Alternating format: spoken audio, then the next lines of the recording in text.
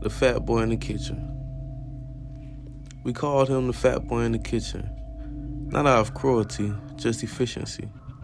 In the busy Montreal Bazaar, you don't use names, you use roles. Table 4 was the bad tipper, booth 2 was the gluten-free couple, and booth 9 was the Fat Boy. He came in every night at exactly 7 p.m. Same heavy winter parka, same slow, deliberate walk, same silence. He always chose booth 9, a deep U-shaped alcove in the back corner, half hidden.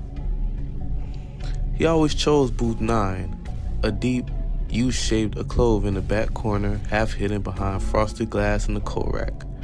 From the kitchen paths, you only ever saw the top of his bald head and the broad rise of his shoulders, like a man carved out of stone and left to sit.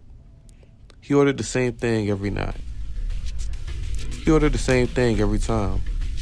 French onion soup, steak fritas, garlic bread, 3 pints of stout.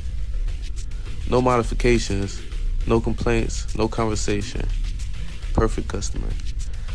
We used to say he was a server's dream.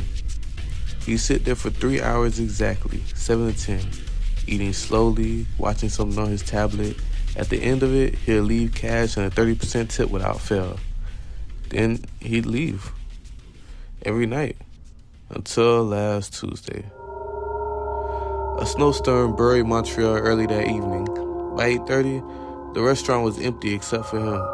I had nothing to do, so I grabbed a water pitcher and walked toward booth 9. That's when I noticed something was wrong. The food hadn't been touched. A pale film of fat had already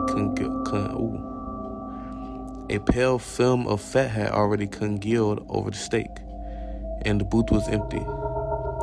But the tablet was glowing. At first, I thought he had just stepped away. Then I got closer. The screen wasn't playing a movie.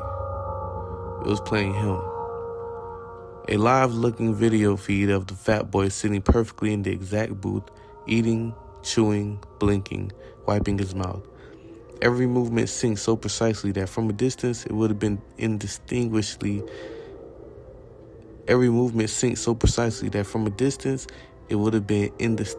from reality. A small Bluetooth speaker was hidden under a napkin, looping the sound of cutlery, breathing, and quiet chewing. My stomach turned as I realized what I was seeing.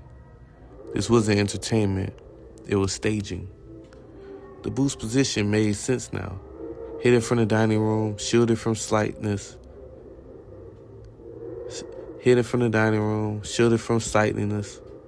right beside the emergency fire exit. An exit that led into the maze of alleys behind the building. He hadn't been a customer, he had been building a routine, an alibi. Every night, every server, every glance, reinforcing the same lie, that he was sitting here from 7 to 10 p.m. My eyes drifted to the fire exit door. The handle was turning, slowly. The door pushed open and a blast of freezing air swept through the restaurant. He stepped back inside, the Fat Boy. Snow clung to his boots. His gloves were soaked dark. He was breathing harder than I had ever seen him breathe. In his hand, a rag, stained. He froze when he saw me. Then he saw the tablet, still playing him, still smiling, still eating. For a moment, nobody moved. Then he calmly walked to a table, placed a crisp $100 bill beside the untouched meal, and removed his gloves. His eyes met mine, flat, empty, unreadable. I've been sitting here enjoying my dinner for the last 2 hours, he said softly. Right? My throat locked. The rag in his hand dripped slightly onto the floor. I nodded, slowly. Good, he said. He picked up the tablet, stopped the loop, and slid into his coat. Then he walked down to the storm like nothing had happened. The bell above the door didn't even finish ringing before the snow swallowed him. I didn't wait for my next shift. I didn't ask questions. But sometimes, when the restaurant's quiet and booth 9 is empty, I still hear the faint sound of chewing coming from nowhere at all. I've learned one thing in Montreal. Some regulars don't come for dinner. They come for proof. And hey, that was the end of that story. I hope I didn't fuck that up, you guys. This is my second video. So hey, welcome to Dread Ride.